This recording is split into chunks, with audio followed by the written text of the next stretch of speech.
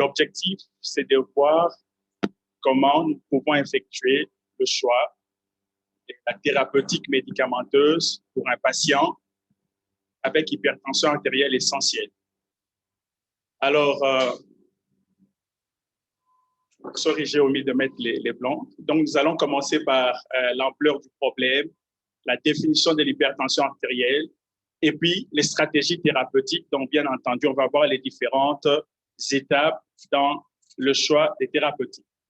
Nous savons que l'hypertension artérielle, c'est un problème de santé publique. Un problème de santé publique. En RDC, d'après les rapports STEP OMS, il y a environ la prévalence de l'hypertension est de 14% chez les adultes. Et cela constitue le premier motif de consultation en cardiologie et le cinquième motif de consultation en médecine interne.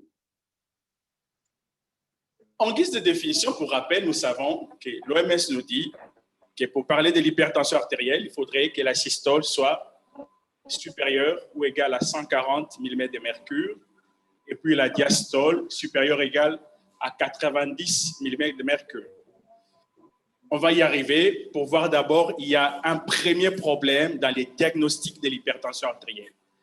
Avoir un patient avec la pression artérielle élevée en consultation médicale ne veut forcément pas dire que le patient est hypertendu. Alors, pour nous, le plus important, c'est l'hypertension artérielle essentielle qui occupe 90% de cas. Nous ne serons pas dans l'hypertension artérielle secondaire. Et nous rappelons tous, il y a des complications que nous devons éviter chez le patient, des complications au niveau du cerveau, les AVC, les encéphalopathies hypertensives au niveau rénal, l'insuffisance rénale chronique, au niveau du cœur, l'infarctus du myocarde, la décompensation cardiaque, au niveau des yeux, la rétinopathie, au niveau de vaisseaux, les artériopathies ou les angiopathies. Alors, en ce qui concerne les stratégies thérapeutiques, parce que j'ai 30 minutes, donc je me focalise vraiment à l'essentiel, avant de débuter les traitements antihypertenseurs, que devrons-nous faire? Premièrement, confirmer les diagnostics de l'hypertension artérielle. Vous êtes au cabinet médical, votre patient a les chiffres intentionnels élevés, il ne faudrait pas d'abord courir pour lui prescrire le médicament. Confirmez d'abord que votre patient est hypertendu. Cela implique quoi? Lorsque les chiffres intentionnels sont élevés dans mon cabinet de consultation, je suspecte une hypertension artérielle, mais je ne le confirme pas encore. Alors, pour le confirmer, qu'est-ce qu'il est recommandé? Il est recommandé de prélever la pression artérielle en dehors du cabinet de consultation pour pouvoir confirmer mon hypertension artérielle. Cela pourrait se passer par les automesures par le malade lui-même ou alors par le MAPA ou les haltères. Vous savez, donc on le fait. Donc, n'oublions pas qu'il y a des malades qui sont normotendus dans les cabinets de consultation et qui sont hypertendus chez eux quand ils rentrent à la maison. Ou alors, à l'inverse, ils sont hypertendus au cabinet de consultation et qui sont normotendus en rentrant chez eux. Donc, avoir un patient avec chiffre intentionnel élevé en consultation ne veut pas forcément dire que le patient est hypertendu. Donc, premier élément, confirmer mon hypertension artérielle. Dès que cela est fait, qu'est-ce que je vais faire par la suite? Je vais réaliser un bilan initial. L'examen clinique me permettra de rechercher le facteur aggravant ou provoquant l'hypertension artérielle. Je vais faire le bilan biologique pour faire l'ionogramme sanguin, la glycémie à jeun, les bilans lipidiques, la protéinémie, l'ECG. Tout c'est pour mettre au point mon hypertension artérielle. Et après avoir confirmé mon diagnostic de l'hypertension artérielle, j'ai élaboré, réalisé le bilan initial. Maintenant, j'organise une consultation d'éducation de mon patient. C'est très important. Le but de cette consultation, il est éducatif. Le patient hypertendu on le soigne. C'est différent d'un patient qui a le paludisme. L'hypertension artérielle étant une maladie chronique, il faut éduquer le patient. Les succès thérapeutiques en dépendent. Dans ma consultation d'éducation, qu'est-ce que je fais? Je vais discuter avec mon malade d'abord sur les risques de l'hypertension artérielle. Les risques, par exemple, de ne pas prendre le médicament. Je vais expliquer à mon malade le bénéfice démontré de mon traitement, de ma thérapeutique. Parce que si le patient n'a pas compris pourquoi il faut prendre le médicament tout le jour, il ne va pas adhérer au traitement. Non, il ne va pas le prendre. Parce que pour lui, il va prendre le médicament s'il a des vertiges, des céphalées. Là, il faut prendre les médicaments. Et également ici, je vais élaborer les objectifs du traitement ensemble avec le malade. C'est à cette étape qu'avec le patient, on va convenir qu'il faut qu'il perde 10% par exemple de son poids corporel. C'est à cette étape que le patient doit comprendre pourquoi est-ce qu'il faut qu'il ne consomme un régime hyposodé. C'est au cours de la consultation éducative qui est une étape importante. Pendant cette consultation, le malade est impliqué dans sa propre prise en charge. Et cela conduit justement au succès du traitement parce que le malade va comprendre le bien fondé de chacune des mesures. Après la consultation d'éducation, qu'est-ce qui vient après?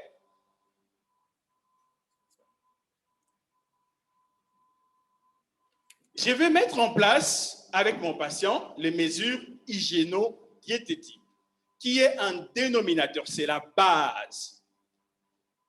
Les régimes hyposodés, bien entendu, en insistant non seulement sur les sels de cuisine, mais sur les autres aliments riches en NaCl. Par exemple, les boîtes de conserve sont généralement trop salées, la charcuterie, il y a certaines margarines qui sont salées. Le malade doit connaître ces aliments-là. Et l'idéal, c'est de le faire dans la langue la mieux comprise par le patient. Parce qu'il participe à sa propre prise en charge. La pratique régulière du sport. Il y a une différence entre les sports d'endurance et les sports de performance. On ne demande pas aux patients de faire des pompes. Non. C'est le sport pour mouvoir la masse adipeuse abdominale. Et le plus important dans le sport, c'est la régularité et la fréquence. Très important. On peut être un sportif sédentaire.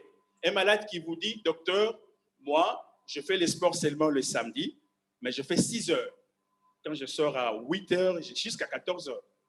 Ça n'a pas d'importance sur le plan des protections cardiovasculaires. Nous, on a besoin d'une petite durée, mais une fréquence au minimum de 3 la semaine. C'est comme quelqu'un dirait, je me brosse les dents seulement les dimanches. Mais quand je me brosse les dents, je fais 45 minutes en train de me brosser les dents. Non, ça ne marche pas. On a besoin de la régularité, c'est très important. Des petites activités de 30 minutes, 4 fois par semaine ou 3 fois, la régularité. Réduire le poids corporel, c'est important. On dit souvent 10%, surtout si les malades étaient dans les surpoids. Réduire la consommation excessive de l'alcool. Là également, ça prête à confusion. Si on a le temps maintenant, les discussions, on va rentrer pour voir comment on calcule la concentration en alcool dans une boisson. Pour éviter les complications cardiovasculaires de l'alcool, pour le DAM, on parle de pas plus de 2 verres standards par jour. Un verre standard contient environ 10 grammes d'alcool. Pas plus de 2 verres standards par jour et ne pas dépasser 10 verres par semaine. Ça, c'est pour le DAM. Et pour les hommes, pas plus de 3 verres standards par jour et ne pas dépasser 15 verres standards d'alcool par semaine. Donc, pour l'homme, ce n'est pas plus de 30 grammes. Pour la femme, pas plus de 20 grammes d'alcool par jour. Quand on est au-delà, c'est un risque cardiovasculaire. Mais quand on est en dessous, ce n'est pas un risque. C'est pour ça, pour l'alcool, on ne dit pas l'arrêt, mais on dit la réduction de la consommation excessive d'alcool. Également, il faudrait privilégier la consommation de fruits et légumes. Il y a des études qui ont démontré un rapport linéaire entre la consommation de fruits et légumes et la réduction des chiffres rétentionnels. C'est très important. Et bien entendu, le patient doit arrêter de fumer si c'est un tabagique. Donc, ces mesures hygiéno-diététiques ça ne vient pas, le médicament, des traitements médicamenteux ne viendra pas les remplacer. Il constitue la base sur laquelle le médicament vient s'ajouter. Ça, c'est important de discuter avec les malades parce qu'on en connaît en pratique. Ah, Mikolo, non, mais la kiss n'a pas lié à Mungwa. Le malade vous l'a dit. Le malade l'a dit. Parce qu'il n'a pas compris. La cause, c'est quoi? Il n'y a pas une consultation d'éducation du malade. Alors, après avoir mis en place les mesures hygiéno-diététiques, maintenant vient le choix de médicaments, mais en passant par les objectifs. Quand maintenant vous voulez établir les traitements médicamenteux, la première des choses, il faut se poser la question, qu'est-ce que je vise? Mon traitement vise quoi? Si on n'a pas bien répondu à cette question, on va soigner pour soigner. Il faut savoir que l'objectif principal, ce n'est pas de baisser les chiffres rétentionnels. J'aime un peu le dire parce que ça scandalise, mais on va arriver à une même conclusion. Mais il faut plutôt dire, l'objectif, c'est de baisser la pression artérielle jusqu'à atteindre une pression artérielle cible afin de prévenir les complications liées à l'hypertension artérielle. C'est très important. Vous avez remarqué qu'il y a des antihypertenseurs qu'on a appris à la faculté, mais qui ne rentrent pas dans la ligne thérapeutique. Je prends l'exemple des antihypertenseurs centraux. Alpha-méthyltopaclonidine, mixonidine, ils sont là, ils baissent la pression artérielle. Mais pourquoi on ne le choisit pas? Mais parce que ce n'est pas démontré de prévenir les complications chez le patient hypertendu.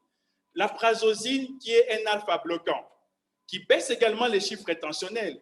Mais puisqu'il n'a pas démontré d'efficacité dans la prévention des complications liées à l'hypertension artérielle, ça ne sera pas la classe ou la molécule à choisir. Donc, le premier principe, c'est baisser les chiffres rétentionnels, bien entendu, mais dans le but de prévenir les complications. En d'autres termes, mon traitement a baissé les chiffres rétentionnels. Après 6 mois, mon malade fait un AVC. Le traitement, il a échoué. Le traitement n'a pas marché. Mon traitement a baissé les chiffres rétentionnels. Après, le patient fait un infarct. Le traitement n'a pas marché. Mon traitement vise à baisser les chiffres rétentionnels afin de prévenir les complications liées à l'hypertension artérielle. Évidemment, les autres principes, réduction du risque cardiovasculaire, traiter les complications présentes, éduquer le patient. À court terme, quand je commence mon traitement médicamenteux, souvent nous l'oublions, dans les 6 premiers mois, je dois faire un effort d'atteindre la pression artérielle cible dans les 6 premiers mois. C'est pour cela, quand je commence les traitements antihypertenseurs chez mon patient, je ne laisse pas partir dans la nature et revenir, c'est pas moi, après 6 mois. Non, il faut au moins avoir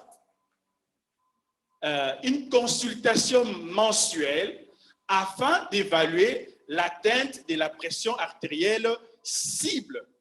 J'instaure mon traitement médicamenteux, il commence aujourd'hui, le patient va le prendre, il va revenir 1 mois après pour qu'on évalue. Durant les 6 premiers mois, je vise à atteindre la pression artérielle cible. C'est ça le principe à court terme. Évidemment, rééduquer continuellement mon patient. Donc, quand je diagnostique une hypertension artérielle, je le confirme, je vais mettre des traitements médicamenteux. Dans les 6 premiers mois, là, je dois atteindre la pression artérielle cible.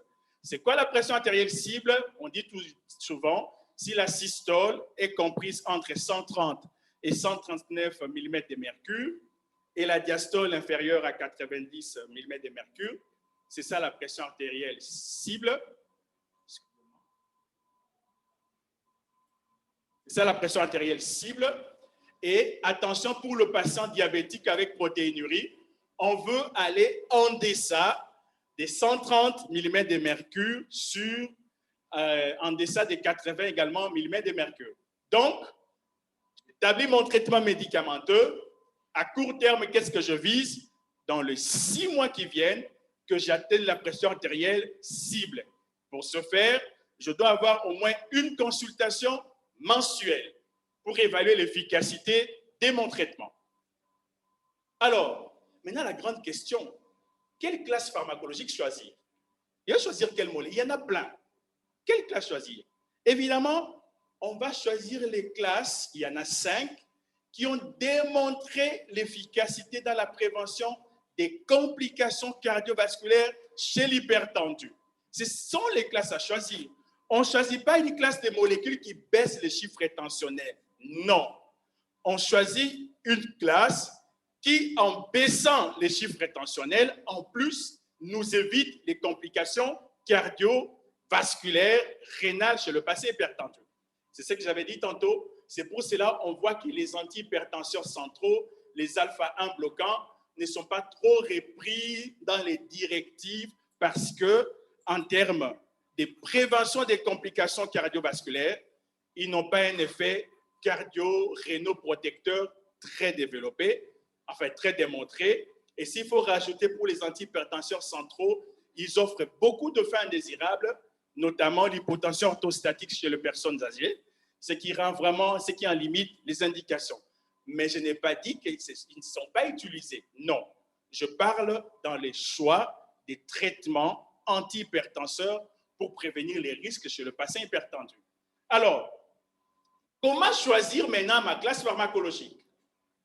On nous a donné 5 classes qui ont démontré l'efficacité. Les diurétiques thiazidiques, on précise, parce que les diurétiques des lances comme les furosémides, ils n'ont pas démontré vraiment l'efficacité sur le plan des préventions de complications par rapport aux thiazidiques, mais comme antihypertenseurs, ils ont leur place surtout en cas d'hypertension liée à l'hypernatrémie. C'est là qu'ils interviennent. Mais déjà, il faut éviter de les utiliser en cas d'urgence hypertensive. Ce sont des molécules qui s'avèrent par contre très dangereuses dans les traitements des urgences hypertensives, les diurétiques des lances. Alors, comment choisir ma classe ou ma molécule? Premier élément de choix, les comorbidités. Qu'est-ce qui va faire que chez ce patient, je choisisse un IEC qui est enalapril et que chez un autre patient, j'ai choisi, c'est pas moi, un bêta-bloquant.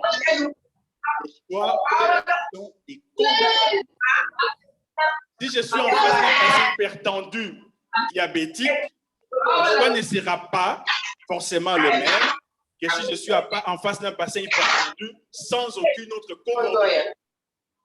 Premier élément, les comorbidités associées. Deuxième élément de choix, le terrain. Attention, chez le patient hypertendu des races noires, les inhibiteurs de l'enzyme de conversion et les bêta-bloquants n'ont pas démontré de grandes efficacités en monothérapie.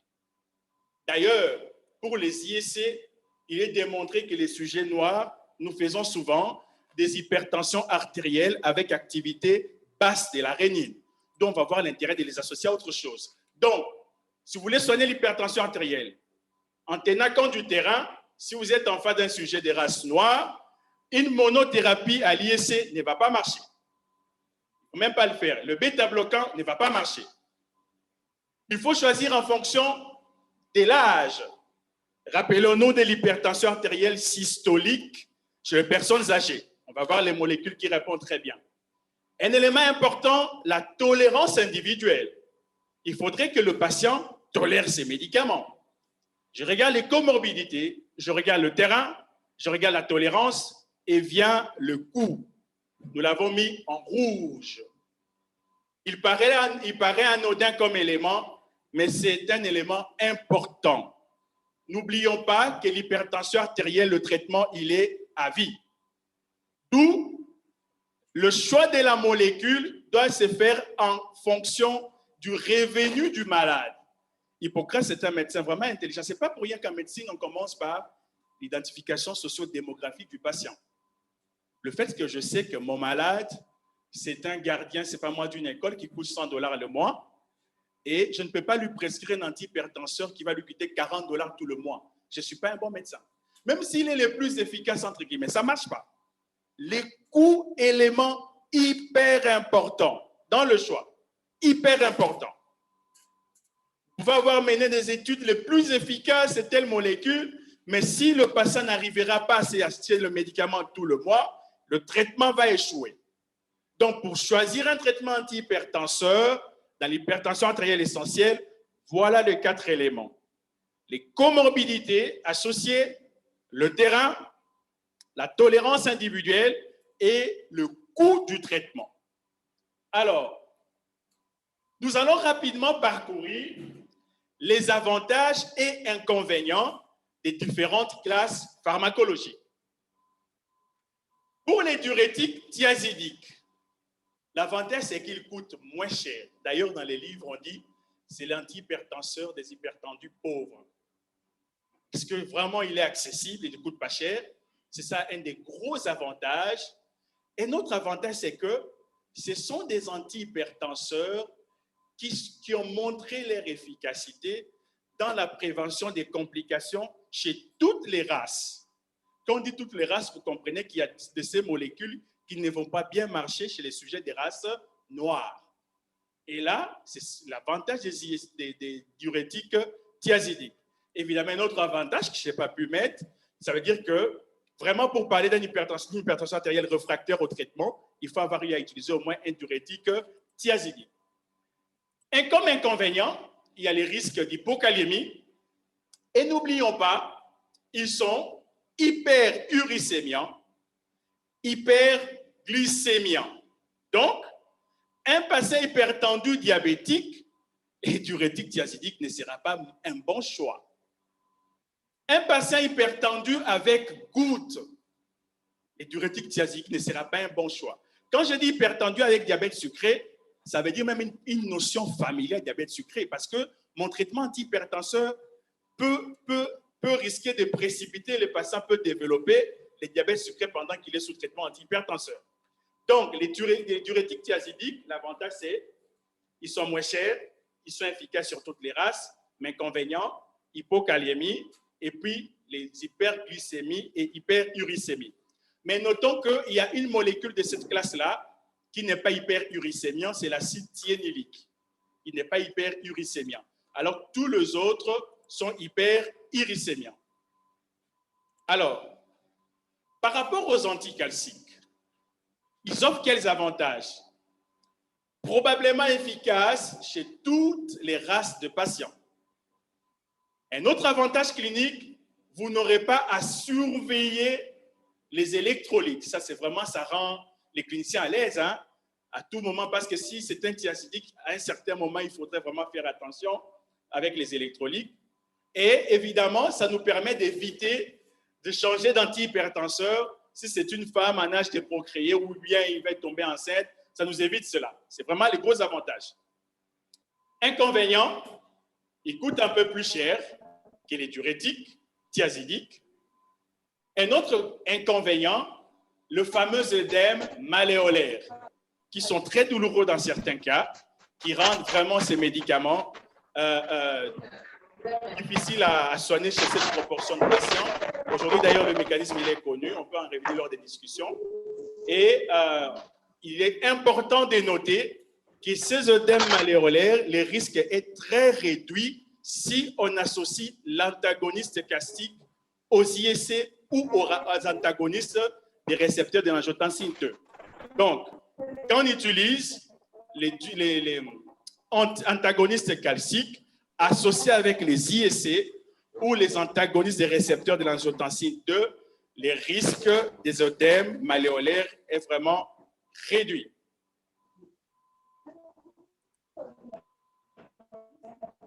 OK. Alors, pour les inhibiteurs de l'enzyme de conversion de l'angiotensine et les ARA2, c'est quoi le bénéfice?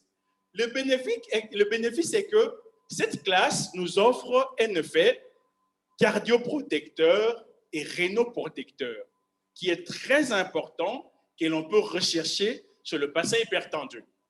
Un autre gros avantage, c'est que, à part le captopril, tous les IEC sont des prodrogues, des promédicaments. Ça veut dire qu'ils sont inactivés après estérification au niveau du foie. Et il va donner des métabolites qui sont actifs. Ce qui nous offre l'avantage d'une grande biodisponibilité et une prise quotidienne qui améliore l'observance chez le patient hypertendu. Très important. Donc, c'est ça l'autre gros avantage parce qu'ils offrent une meilleure biodisponibilité. Alors, mais ça peut se transformer en un inconvénient. Ça veut dire, pour un patient qui a une insuffisance hépatique et hypertendue, ça ne serait pas le meilleur antihypertenseur. Parce que le foie étant défectueux, le médicament ne sera plus activé par le foie. Parce que ce sont des prodrogues, leur efficacité dépend au préalable de l'activation hépatique. Donc, si vous avez un patient hypertendu qui a une atteinte hépatique, l'idéal, ce ne serait pas ces groupes de médicaments. Alors, inconvénient, le coût il est élevé, la fameuse toux persistante, surtout chez les sujets africains, c'est vraiment inconfortable, et aussi moins efficace en monothérapie. Ça, c'est très important. Les IEC, comme antihypertenseurs, en monothérapie, ne sont pas efficaces chez les sujets de race noire, parce que nous faisons une hypertension artérielle à activité basse dès l'arénie. Également, les risques chez la femme enceinte, évidemment, les risques d'hyperkaliémie et aussi les risques d'apparition d'insuffisance rénale aiguë. Parce que les IEC, avec l'effet, parce qu'ils suppriment l'angiotensine 2, qui a un effet vasoconstricteur au niveau de l'artériole efférente, et quand ça supprime cet effet-là, on aura une baisse de la pression intraglomérulaire qui sera corrélée à une baisse de la filtration glomérulaire. Ça peut entraîner une apparition de l'insuffisance rénale. Ça, c'est un autre inconvénient. Alors, en termes d'association d'antihypertenseurs, qu'est-ce qu'il faut choisir? Évidemment, là où il y a des pointillés pleins, ce sont des associations qu'il faut privilégier. On va voir rapidement quels sont les avantages d'association. L'association des IEC, voilà, excusez-moi, avec les anticalciques. C'est quoi l'avantage? Ça nous réduit le nombre d'étapes dans le protocole. Parce que dans les protocoles, vous allez commencer d'abord par soit un antagoniste calcique, après moi, vous évaluez, vous augmentez la dose, ça ne marche pas, vous associez. Mais quand c'est déjà une association, ça nous épargne des différentes étapes dans le protocole et ça augmente ainsi les chances de normaliser la pression artérielle aussi rapidement. Autre avantage, la réduction du nombre des comprimés améliore l'observance au traitement. En parlant de l'observance, n'oublions pas, le patient hypertendu, d'abord, le plus souvent, ne sont pas convaincus de leur maladie. Ceux qui sont diagnostiqués de façon fortuite. Ils s'amènent à l'hôpital pour son paludisme, vous prélevez les chiffres très élevés, vous refaites encore, vous dites, monsieur, vous êtes hypertendu. Et non seulement vous le dites, mais vous venez bouleverser sa vie. Ne consommez plus ceci, désormais il faut autant de... Et le patient lui-même n'en est pas convaincu. Et pire encore, vous lui dites, écoutez, vous lui collez un médicament qui doit prendre toute la vie. Cela conduit à une réduction de l'observance, d'où l'importance de la consultation d'éducation. Vous l'avez remarqué sûrement en pratique, le patient le mieux observant sont ceux qui ont eu des complications. Ce qui a fait un AVC, ce qui a fait un infarctus, il va mieux prendre le traitement, c'est le nouveau patient que j'ai devant moi. Parce que même quand il prend les traitements antihypertenseurs, le bénéfice apparent n'est pas perçu. Ils prennent ou pas son thiazidique, il ne voit pas l'importance. Alors que si j'ai de la fièvre, je prends le paracétamol, moi-même je suis témoin, je vais transpirer, je me sens mieux. Mais quand je ne prends pas mon antihypertenseur, ça ne va forcément rien changer. C'est pour ce sont les malades qui adhèrent très peu au traitement, d'où nous revenons à la fameuse consultation d'éducation. Autre avantage, c'est que quand on associe les IEC avec les antagonistes calciques, on a le bénéfice chez le malade, patient hypertendu avec maladie rénale, antécédent d'infarctus du myocarde. Et bien entendu, on a une réduction du risque de survenue d'œdème malléolaire qu'on impute aux anticalciques. Comme inconvénient, le coût est élevé. Un autre inconvénient, il y a risque de surtraiter le patient. En pratique, si vous avez atteint une association médicamenteuse antihypertenseur et que vous êtes contraint de faire un rétropédalage, ça veut dire que vous êtes allé vite en besogne. Normalement, les traitements antihypertenseurs, on ne recule pas. Si vous reculez, ça veut dire que vous avez reculé quelque part une étape. Vous ne pouvez pas commencer avec 2 et après, vous êtes obligé de revenir à 1. Ça veut dire que quelque part, vous avez, parce que vous savez que certains malades, bien qu'avec les régimes, les cibles d'attention artérielle étaient modérées, ça peut normaliser les chiffres tensionnels. Donc, avec les associations, il y a un risque de surtraiter le patient. Évidemment, les IEC et les ARA2 sont contre-indiqués chez les femmes enceintes et risquent d'hyperkaliémie. Pour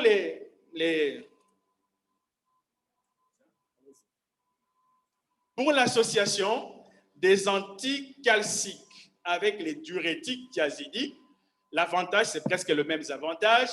Ça nous fait gagner du temps. On n'a pas beaucoup de dates dans le protocole. On a les chances d'avoir rapidement la pression artérielle cible et aussi la réduction du nombre des comprimés. On a une meilleure observance. Également, on a une efficacité présumée chez les sujets des races noires. Ça, c'est très important. Alors, inconvénient, le coût est élevé. Autre inconvénient, risque de sursoigner et surtraiter le patient, les risques d'hypokaliémie, également les risques d'œdème malléolaire. Parce que les diurétiques thiazidiques ne réduisent pas les risques d'œdème malléolaire avec les antagonistes calciques. Et que dire des inhibiteurs de l'enzyme de conversion, de l'angiotensine, avec les diurétiques thiazidiques? Les mêmes avantages, bonne observance, probablement efficace chez les sujets des races noires. Évidemment, les bénéfices chez le patient avec maladie rénale, infarctus du myocarde, antécédent d'infarctus du myocarde et diminution de la fraction d'égestion. Comme inconvénient, presque le même inconvénient, le coût est élevé. Nous mettons les coûts en rouge parce que c'est un élément important. Si le patient n'arrive pas à acheter les médicaments antihypertenseurs, quelle que soit son efficacité, nous n'allons pas atteindre les succès thérapeutiques. Les risques d'hypokaliémie, évidemment, les diurétiques ont un effet hyperuricémiant, hyperglycémiant, ainsi de suite. Également, les risques d'œdème de cheville, d'œdème malléolaire, et également les risques d'hyperkaliémie. Alors, nous parlons rapidement maintenant d'indications préférentielles dans certaines circonstances cliniques. Les indications formelles.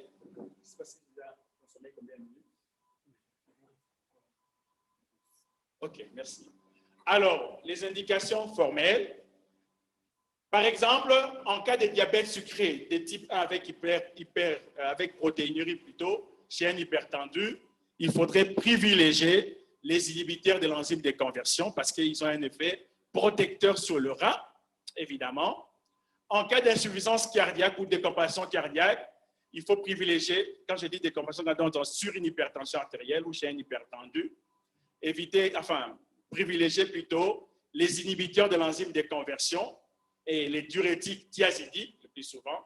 Dans certains cas également, on peut prescrire les diurétiques des lances si vraiment l'hypernatrémie ou la rétention hydrosodée est importante, mais ce sera quelque chose de ponctuel.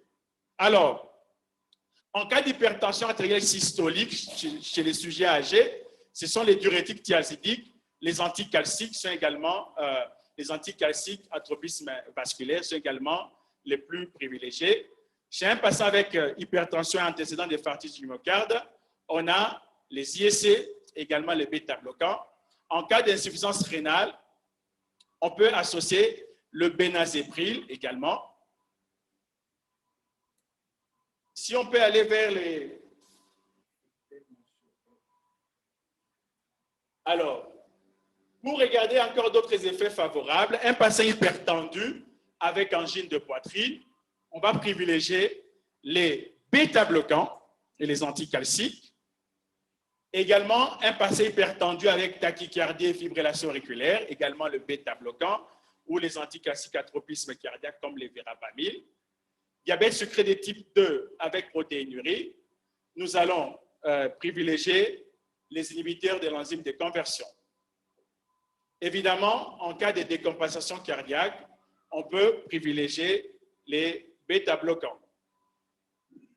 Alors, En cas d'hypertension artérielle sur hyperthyroïdie, on peut utiliser le bêta-bloquant parce qu'ils auront un effet par rapport à la cardiothyréose qu'on peut avoir. En cas d'hypertension artérielle associée à l'infarctus du myocarde, également, on peut prescrire aussi le verapamil.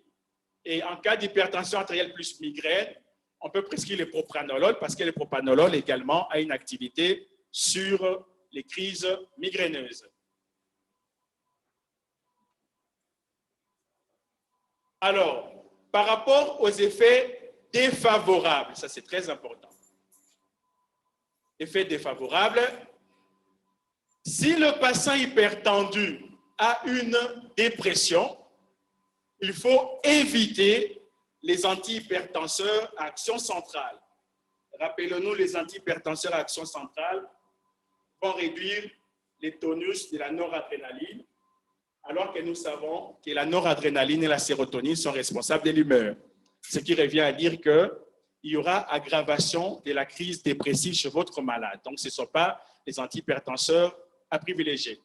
Évidemment, il faudrait éviter le bêta-bloquant chez le patient hypertendu diabétique parce que ça va nous masquer les crises d'hypoglycémie. Il faudrait éviter. Évidemment, il faudrait éviter les diurétiques thiazidiques chez le patient hypertendu avec gouttes parce que, rappelons-nous, on a dit qu'ils sont hyperuricémiants. Évidemment, il faut aussi éviter les bêta-bloquants chez le patient hypertendu avec troubles de conduction parce que le bêta-bloquant a un effet dromotrope négatif.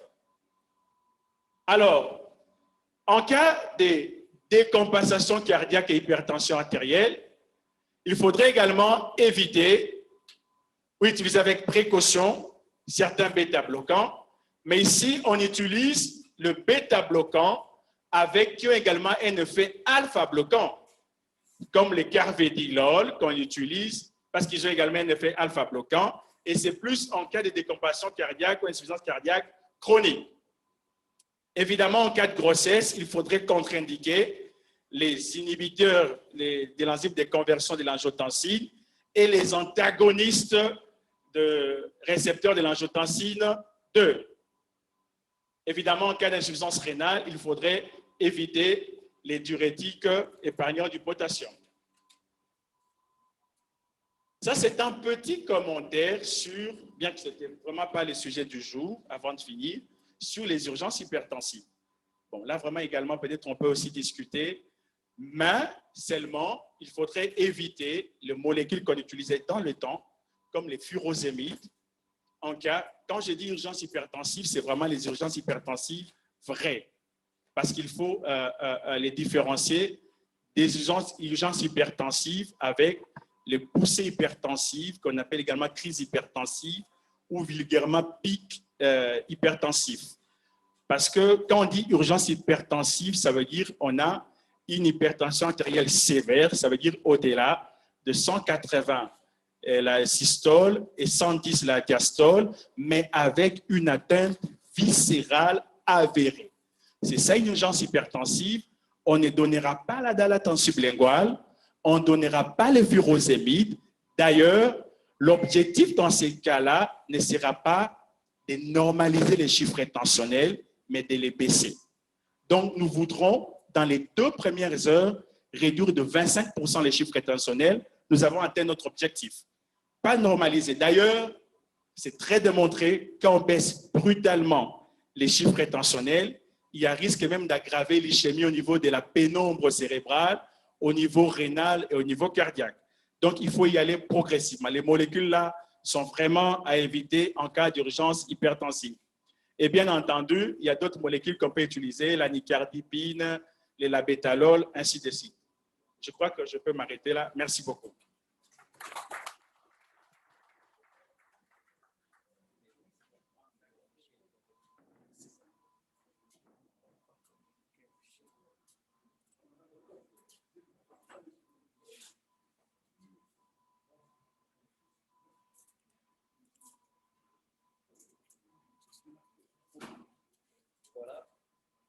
Nous tenons à remercier l'orateur du jour, notre panéliste.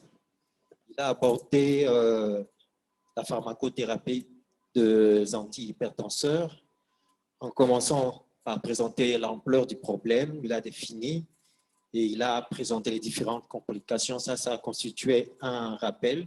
Il nous a brossé la stratégie thérapeutique, notamment de confirmer le diagnostic, de réaliser des bilans initiaux, d'organiser une consultation d'annonce, de mettre en place les mesures hygiéno-diététiques, les traitements médicamenteux. Il a donné les objectifs thérapeutiques. Il a montré les moyens à court terme. Il a montré comment nous devons faire le choix des classes pharmacologiques de manière privilégiée. Il a brossé les avantages et inconvénients des différentes classes. Il a montré quelques associations ainsi que les indications préférentielles. Et il vient de terminer sur les médicaments disponibles en urgence hypertensive. Nous voulons peut-être aussi partager l'expérience de Dr Géry, par exemple au niveau de l'hôpital cinquantenaire. C'est depuis 2017 que nous avons banni les autres produits qui étaient nocifs, notamment les diurétiques. Et nous avons donné la place, notamment ici pour notre protocole, nous utilisons le Loxène que nous donnons avec la seringue électrique. Alors, nous allons demander à tous les participants de pouvoir encourager le panéliste du jour en l'acclamant. Maintenant, nous allons aussi demander aux participants qui nous suivent en direct sur Zoom de pouvoir ouvrir leur mode vidéo et s'ils auront des questions, de pouvoir aussi lever la main. Et pour nous qui sommes ici dans la salle, il serait préférable de passer ici pour que les participants qui sont en Zoom puissent nous voir. Je vais balancer la plage. Nous allons poser la question et nous allons permettre à ce que Dr Géry réponde en position assise. Si nous avons des questions, le moment est venu. S'il y a des questions, vous levez la main. Et aux participants Zoom, nous allons leur demander d'utiliser l'option pour soulever la main pour pouvoir poser la question. Nous allons commencer d'abord dans la salle et nous allons passer à un confrère qui est dans la salle Zoom. Est-ce qu'il y a une question ici? Dr John?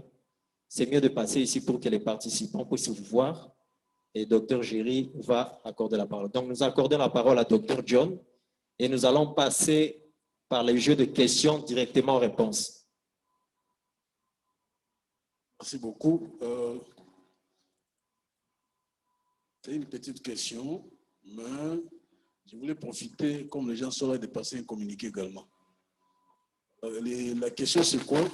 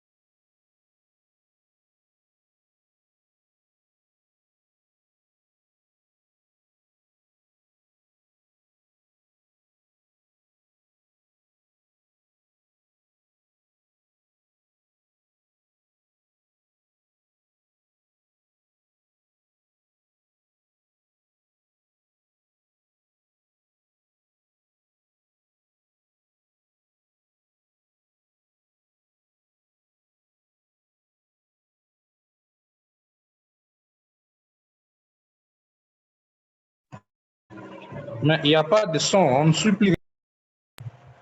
Il n'y a plus de son.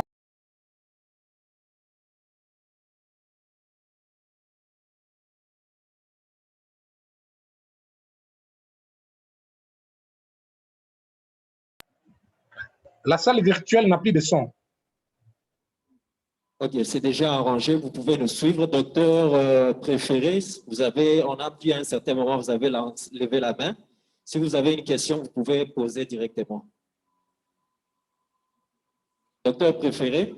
Non, non, merci. Merci beaucoup. Bonjour à tout le monde. Oui, oui. Merci. Bonjour à tout le monde. Oui. Au fait, allô? Allez-y, on vous suit. Allô? Allez-y, on vous suit. Oui, en fait, ce n'est pas une question. Hein. Je voulais seulement dire que la salle virtuelle n'avait plus de son. C'est ce que je voulais dire. Oui. Ok, ça va. C'est déjà arrangé, c'est déjà résolu. S'il y a une autre question dans la salle. Oui, oui, oui. Ça va déjà. Docteur Béa.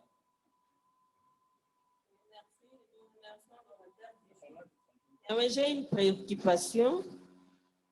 Comment allons-on prendre en charge la toux persistante dans l'association des IEC et les ARAD? Parce que je connais un patient hypertendu qui présente toujours la toux. Il est déjà soigné pour cette toux-là à Kinshasa, partout, mais c'est aujourd'hui que j'ai compris que cette toux-là peut être due à cette association. Merci beaucoup.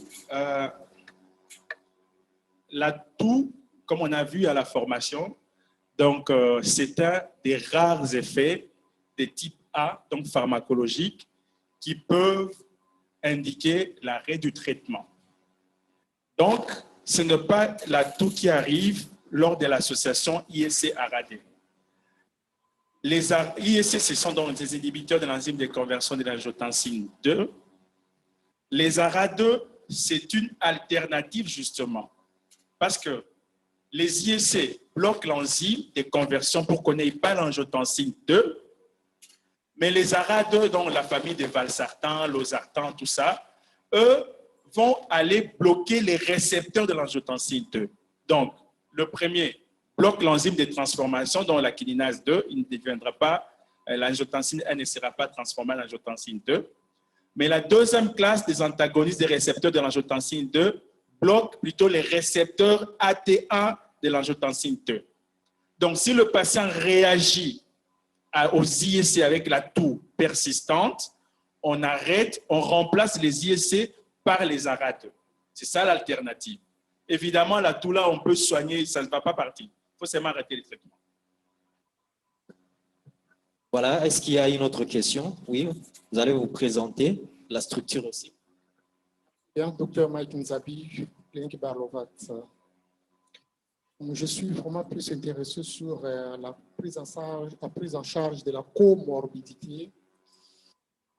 Seulement, j'aimerais que l'orateur du jour vous explicite sur la prise en charge de l'hypertendu chez une femme enceinte. Lorsqu'une femme est hypertendue connue et tombe enceinte, et lorsque l'hypertension survient pendant la grossesse.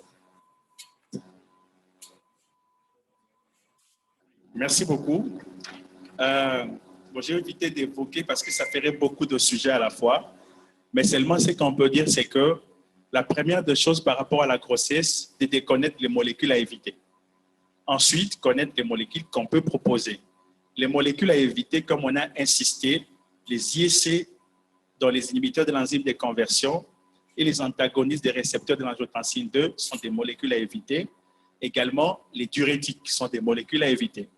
Mais bien entendu, les anticalciques peuvent être proposés, surtout pour un patient hypertendu qui devient ensuite enceinte. C'est d'ailleurs parmi les avantages des antagonistes calciques. Mais en ce qui concerne une femme enceinte qui devient hypertendue, donc éclampsie et préclampsie, c'est aussi autre chose. Certains pensent, bon, d'abord dans l'éclampsie, certains utilisent la hydralazine, ainsi de suite. Là, c'est aussi une grosse discussion. Mais il que il faut d'abord connaître qu'est-ce qu'il ne faut pas utiliser. Mais par rapport à l'hypertension, une femme hypertendue qui devient enceinte, c'est souvent les anticalciques, mais attention avec la nifedipine, quand même, attention, parce que si la baisse de la pression artérielle se fait brutalement, parce que souvent on le faisait, même chez la femme enceinte avec poussée hypertensive, on met la dialyse sublinguale, on peut avoir décès du fœtus à cause du manque de l'homéostasie fœtale. Donc, c'est un peu ça. Mais pour ce qui concerne l'éclampsie, la pré-éclampsie, éclampsie, il y a des molécules. Je ne sais pas, je me réserve de m'avancer parce qu'il y a un programme de santé de la reproduction. Je ne veux pas être en contradiction avec eux. Je peux parler de ces molécules. J'ai cité les molécules connues qui peuvent être utilisées, mais je ne sais pas personnellement qu'est-ce qu'eux, ils ont préconisé comme molécule en cas d'éclampsie et pré-éclampsie. La dihydralazine, ok, d'accord. Donc, la dihydralazine. Voilà, est-ce qu'il y a encore une autre question dans la salle? Et les participants dans la salle Zoom, si vous avez des questions, vous m'adressez, il faut approcher ici. Donc, vous vous placez juste derrière Dr Jerry, vous posez votre question et il va répondre. Merci pour la question. C'est Dr Moussoni de l'hôpital général de référence de la Chopo, aussi de la clinique Kawaki Santé. J'ai une préoccupation par rapport à l'association des inhibiteurs, des épargneurs, des diurétiques et les épargneurs potassiques. Dans notre pratique courante, le plus souvent, nous manipulons plus les diurétiques dans les urgences en périphérie, en milieu rural. Et plusieurs fois, quand nous avons des cas d'œdème des membres inférieurs pour les fentes, nous utilisons plus de diurétiques à forte dose. Je voudrais savoir ce que l'orateur du jour peut nous conseiller dans l'association à forte dose de diurétiques thiazidiques associés avec les épargneurs hypotassium. Une autre préoccupation, je voudrais que vous puissiez nous éclaircir sur les antioxydants, l'usage des antioxydants en cas d'hypertension artérielle. Docteur Géry, vous pouvez rejoindre la préoccupation de notre confrère. Merci beaucoup, docteur, pour les questions.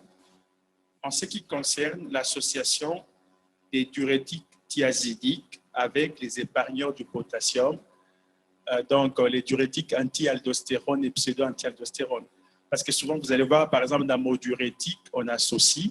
En fait, le principe, c'est que ce sont des associations conseillées dans des milieux où on n'a pas de bonnes infrastructures pour suivre, par exemple, la kaliémie, afin de pouvoir contrebalancer le perte et le gain du potassium. Ce sont des associations conseillées, mais je ne sais pas la motivation pour fondre des œdèmes.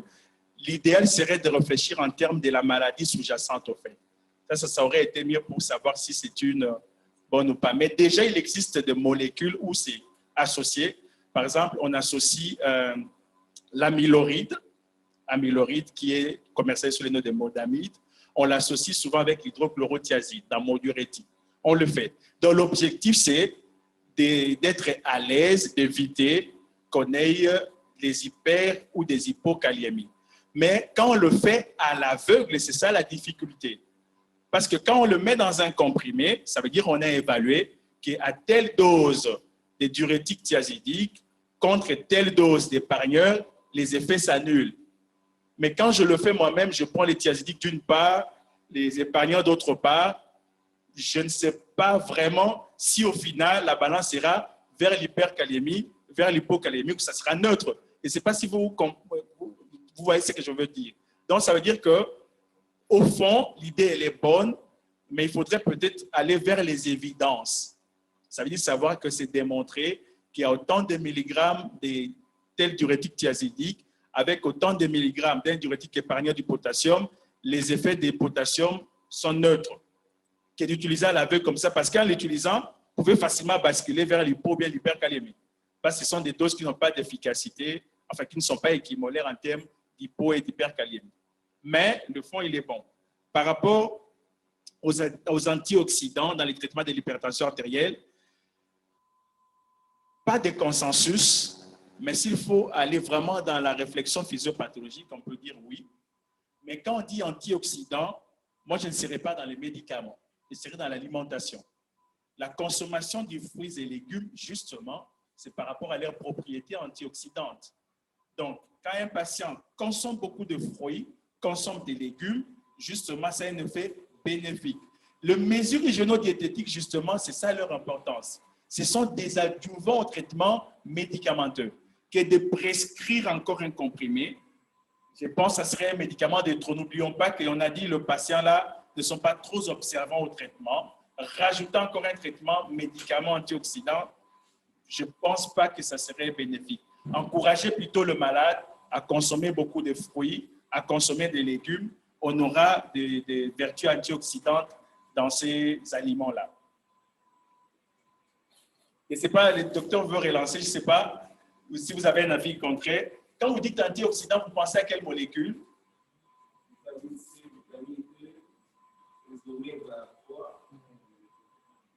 Au fait, le problème, c'est que, d'abord, premièrement, en termes d'évidence, sur le plan physiopathe, on connaît le rôle, l'effet du stress oxydatif sur l'hypertension artérielle, dans les complications. Mais le problème, c'est, d'abord, les surcoûts du traitement. N'oublions pas cela. Il y a la pharmacoéconomie dans ce que nous faisons. Les oméga 3 coûtent combien? Le patient, là, il gagne combien le mois? Ça, c'est un élément. Deuxième élément, pourquoi s'il peut avoir ça dans l'alimentation, il faut lui donner un médicament? Troisième élément de mon raisonnement, est-ce qu'il y a des évidences qui ont démontré, je ne parle pas d'antioxydants, mais je parle de ces molécules, médicaments-là, chez ces patients hypertendus, ça réduit la morbimortalité ou les complications cardiovasculaires par rapport aux patients qui n'avaient que des antihypertenseurs sans ces médicaments. Je ne suis pas encore tombé sur une telle publication. C'est pour cela, moi, je vais conseiller plutôt d'aller vers les médicaments. Parce qu'en usage rationnel des médicaments, on évite vraiment de donner des médicaments de trop pour rien. Souvent, nous, le médecin, nous sommes un peu dans des prescriptions fantaisistes. Mais on ne voit pas la corvée du malade qui va prendre ça tout le jour. Et peut-être qu'il a l'argent pour acheter l'antihypertenseur, mais puisque dans sa tête, il sait qu'il doit prendre l'antihypertenseur ou autre chose, il est en difficulté. Nous sommes déjà dans un contexte où nous ne sommes pas dans un système d'assurance maladie. Donc, le patient doit acheter lui-même les médicaments. Donc, comme c'est un traitement chronique, il faudrait privilégier vraiment les médicaments les plus importants pour le patient. Je pense que dans l'alimentation, il peut y avoir beaucoup de propriétés antioxydantes dans l'alimentation, dont des fruits et légumes.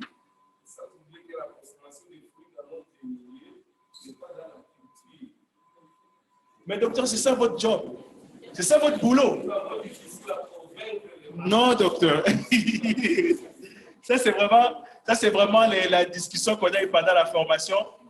Docteur, s'il vous plaît, je pense que, par exemple, personnellement, je pense, si moi, je dis à mon malade de consommer régulièrement les fruits, ne le fait pas, j'ai échoué.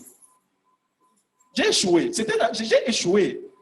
Parce que c'est ça, qui conduit qui maintenant? C'est moi le médecin.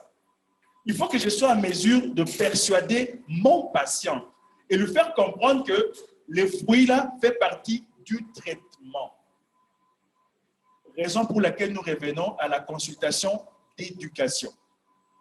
Quand il va revenir cette fois-là, ce n'est pas pour comprendre sa maladie qu'il te pose toutes les questions. Donc c'est ça, parce que le participant, le malade doit participer à sa prise en charge. S'il a compris le pourquoi de chaque chose, il va adhérer.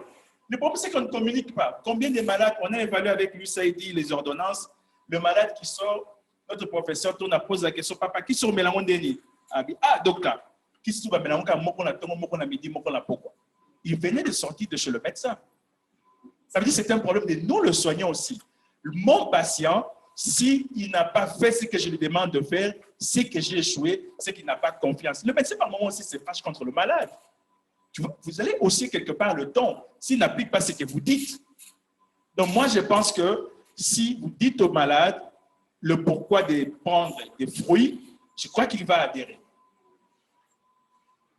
Je crois qu'il va adhérer. Beaucoup de patients hypertendus ne savent pas pourquoi ils prennent le médicament. Faites l'expérience. Ils vont penser qu'ils prennent les médicaments pour baisser les chiffres tensionnels. Mais ce que c'est pas pour moi qui se sont mis là et que ça l'arrêt cardiaque, il aura peur. Il va le prendre. Qui se sont mis là et que ça l'obiosa la AVCT. Il va le prendre. Mais ce qui a dit que qui se sont mis là, ils ont baisser tension. Cette tension ils ont assez, il ne prend pas. C'est comme on m'a dit, ah, mais quand on a mon tension, il m'a dit, hein, on peut savoir qui s'en a mis là. En pratique, c'est comme ça. Parce qu'il n'a pas compris le pourquoi de ces médicaments. C'est vraiment la consultation d'éducation. Elle est importante. Pour tous les malades qui ont les maladies chroniques, il faut des séances d'éducation où le patient va connaître tout le principe, le bien fondé. Il y a même des malades qui disent, ah, comme il y avait un qui disait, transport le président passe docteur dans la tambola, là, profitez qu'à la tambola. Alors que ce n'est pas de ça qu'on veut. On veut une régularité dans l'activité physique. Mais lui, bon, parce qu'il n'a pas compris, le local de transport les athées, la tambola qu'à Makolo. Donc, il est vraiment important de bien discuter avec le patient. Voilà, merci beaucoup. Nous allons donner l'opportunité aux confrères qui sont dans la salle et puis nous allons revenir. Je vois Dr Jean-Claude. Dr Jean-Claude, vous nous suivez? Vous pouvez activer votre micro et vous allez poser la question. Dr Jean-Claude, il nous suit à partir de...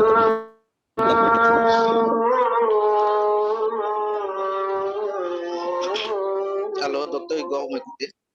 Oui, allez.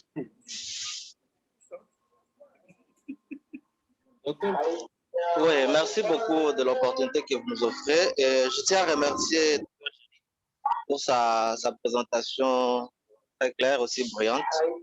En fait, je voulais revenir sur ces dernières dias, là où il a parlé des effets possibles sur la comorbidité. Alors, je ne sais pas si Dr Géry, qu'est-ce qu'il en pense par rapport à l'utilisation des antihypertenseurs chez un malade dont le TDM et l'IRM a été fait et qui est dans l'AVC. Qu'est-ce qu'il en pense sur l'utilisation des antihypertenseurs ou bien dans la gestion de l'hypertension chez un malade dont le diagnostic au scanner et à l'IRM a été posé en faveur d'un AVC hémorragique. Et par ricochet, s'il y a des antihypertenseurs à utiliser pour les cas de la gestion de l'hypertension à cas d'AVC, quelles sont les molécules de première ligne qui peuvent être utilisées? En tout cas, ça, c'est un gros sujet. Donc, si vous le souhaitez, ça serait peut-être une prochaine présentation parce que c'est difficile de pouvoir parler de l'hypertension et directement parler de tout là. Donc, parce que parler des antihypertenseurs dans l'AVC, c'est vraiment difficile de donner des réponses très tranchées. Ça dépend de certains détails qu'il faut avoir. Si peut-être on aura le temps, une autre séance possible, on pourrait revenir. Mais déjà, le principe, il est le même. Ça veut dire ne pas baisser brutalement. Et cela me renvoie à la grande préoccupation. Quel est le patient avec chiffre rétentionnel élevé à qui l'on doit prescrire un antihypertenseur injectable? C'est ça le problème. Toute pression artérielle élevée, ça veut dire au-delà de 180 sur 110, ne nécessite pas un traitement parentéral. Si vous avez ces chiffres rétentionnels élevés avec atteinte viscérale, comme hypertension maligne, encéphalopathie hypertensive, c'est pas moi, AVC, infarctus, là, ça nécessite un traitement parentéral. Mais si on a des signes mineurs comme épistaxie, céphalée en casque, c'est pas moi quoi, ça ne demande même pas un traitement parentéral. Le traitement, il sera oral avec un repos. Mais pour l'AVC, en tout cas, il faudrait vraiment rentrer plus en détail, mais le principe, comme on l'a dit, pas baisser pour normaliser, mais juste baisser, sorry. 25% dans les 2 premières heures.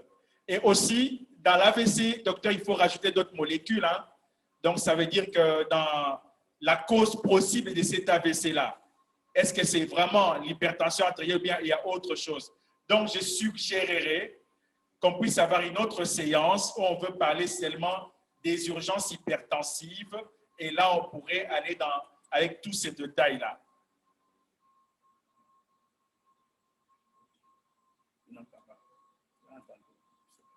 Voilà, là c'était Dr Jean-Claude, comme je le disais, qui posait sa question à partir de Dakar. C'est un confrère de l'université de Kisangani qui est en pleine spécialisation en DS à l'université de Cheikh Anta Diop en neurologie. Nous allons accorder la parole à Dr Emmanuel. Nous avons vu Dr Chérubin qui était en ligne, qui avait aussi manifesté, mais il est parti. Nous pensons qu'il va revenir. Dr Emmanuel, vous pouvez poser votre question. L'orateur, je voulais avoir juste une précision. Comment contourner certaines prises en charge en cas d'indication formelle, surtout quand on utilise les bêta-bloquants, sachant que les bêta-bloquants entraînent certains troubles, entre autres les troubles sexuels, baisse de la libido et de l'impuissance sexuelle. Comment contourner? Parce que l'objectif du traitement serait aussi de faire baisser la tension, mais aussi de tenir compte du confort du malade. Comment contourner cette prise en charge? Merci. Merci. Pour le bêta-bloquant, en fait, les raisonnements avec les médicaments, c'est toujours la balance bénéfice-risque. Si mon patient hypertendu, je ne sais pas si le patient hypertendu a quelle autre comorbidité, seulement hypertension. Hypertension plus quoi? C'était quoi la... Au fait, c'est comme on dit, l'hypertension artérielle plus l'angine de poitrine, c'est quand même une grosse fatalité. Si vous voulez comparer le bénéfice de soigner l'angor et l'hypertension avec un médicament par rapport au risque de baisse de la libido, faites les choix, c'est vous le soignant. Ça, c'est un des deux. Il y a également une alternative. Vous pouvez également prescrire les antagonistes calciques à tropisme cardiaque, comme les verapamil, l'isoptine. Ou encore, vous pouvez associer, pour soigner l'angor, un dérivé nitré avec un autre antihypertenseur. Donc, c'est un peu parce que n'oublions pas, nous revenons aux éléments du départ.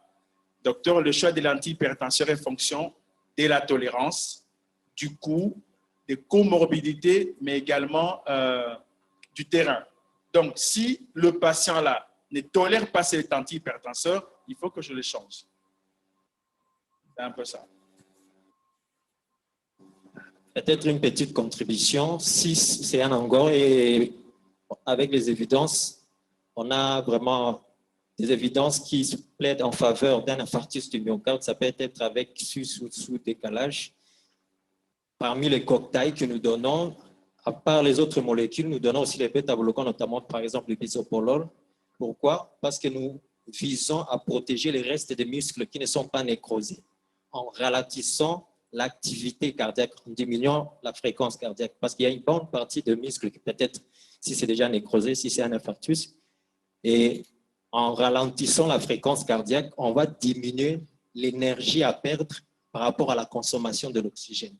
C'est pendant la phase de la crise, il y a un cocktail, à part les autres molécules que nous donnons également les bêta-bloquants.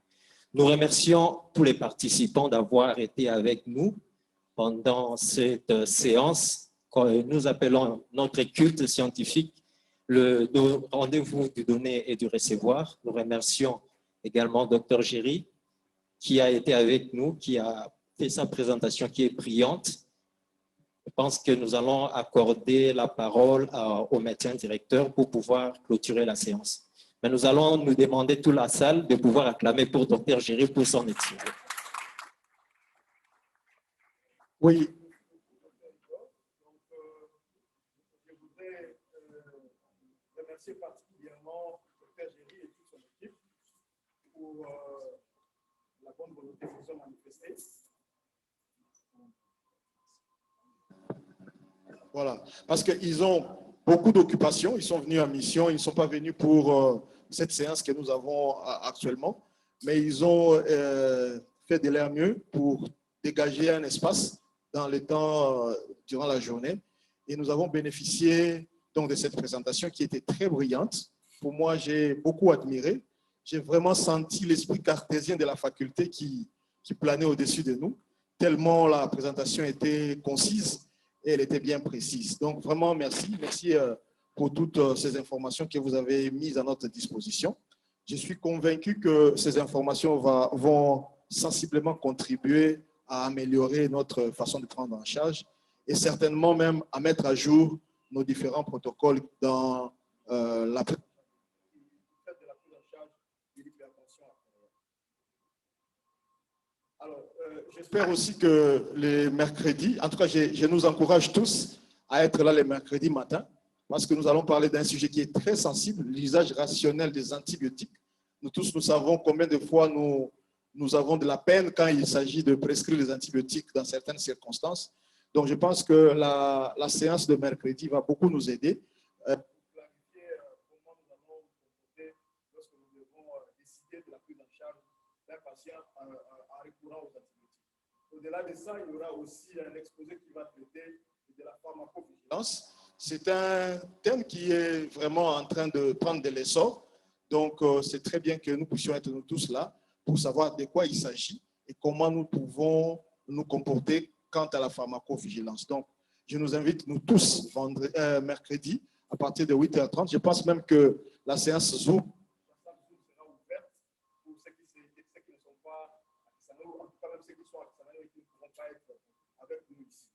Donc, encore une fois, docteur Géry, docteur Baker et les pharmaciens Ngoli, je vous remercie vraiment. C'est tout ce que vous avez fait et que vous continuez à faire pour nous ici. Et donc, j'espère vous revoir très bientôt. Okay. Merci beaucoup.